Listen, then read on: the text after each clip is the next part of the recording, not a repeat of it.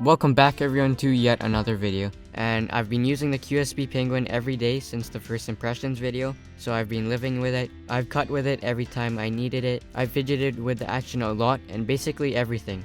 But this is a review of the QSP Penguin. So if you've seen the first impressions video, you pretty much know all the basic specs and features and other different facts about the knife. But today I'm going to share my experiences with the knife and some of my thoughts as well. But if you've heard about the QSP Penguin in the past, then you might have already heard about how great of a knife it is, especially for its price.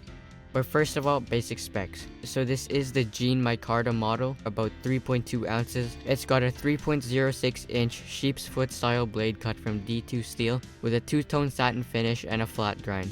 It's got a folded over deep carry pocket clip. You can reverse it to either side, but it's only tip up carry. Overall, the knife measures in at 7.06 inches. So again, this is one of 7 standard models. It's also available in green, red, and brown linen micarta. There's also an option for brass handles if you like that extra weight and looks of the knife, but there's also a black model with G10 handles with a carbon fiber overlay. Many different options to choose from, but that's not even the best part. Prices range from only $29.66 to $49.50, which is just incredible, honestly. So how's the ergonomics?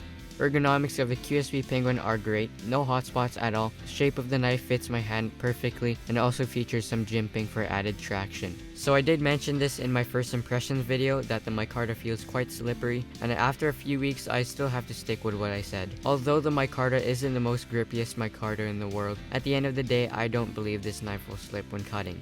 But when it actually comes to what the knife excels at, and what I personally appreciate, is 100%, no doubt, the cutting performance. So after about 1 week of use, every testing week I cut a variety of things like cardboard and a bit of paracord I have just to see how well it would cut, and the QSP Penguin cut everything very well. Probably the best cutting performance I've seen from a knife even under $60. In fact, the shape of the blade on the QSP Penguin is, first of all, probably one of my favorite looking shapes, but it's also one of my favorites to cut with because of that large straight edge and the pointy tip for precision cuts. Usually, since cardboard is pretty harsh on blades, it dulls them really quick, but with the QSP Penguin, it held up pretty good. Also, regarding the 0.12 inch thick blade, if you typically use your EDC knife for light to moderate use, then I would say this thickness is ideal. I think it's a good balance between strength and slicing performance, but overall, I would say cutting performance is amazing.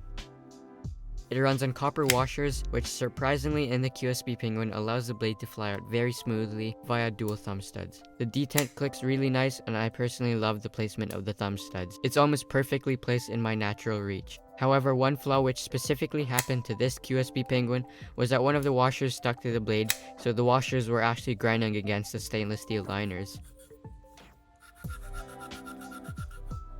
I got some pretty nasty results from that happening, but it went away after a bit of oil.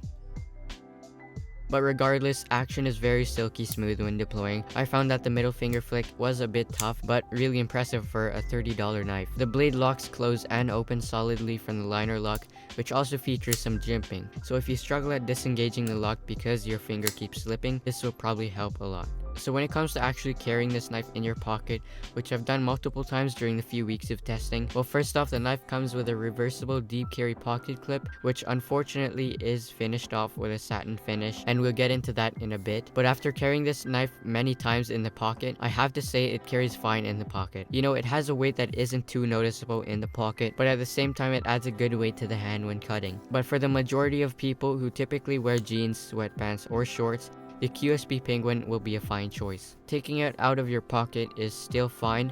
The tension of the clip is a good strength, meaning not too tight, but tight enough to really stay in your pocket without any worry of the knife slipping out. Putting it in your pocket is the same story. It's perfectly fine, no complaints. But when it comes to noticeability, and we're basically talking about the actual clip, the clip isn't so inconspicuous. It's a bit too shiny. It would be better off with a black coating or even a bleed blasted finish, but that isn't the biggest deal breaker, especially when considering its price. So we've covered the blade ergonomics, pocket rideability, and action, but we've never really talked about the overall construction and fit and finish of the knife, which I can tell you right now is quite impressive actually. Nothing seems to be asymmetrical. The blade grind appears to be symmetrical, but overall build quality is perfectly fine.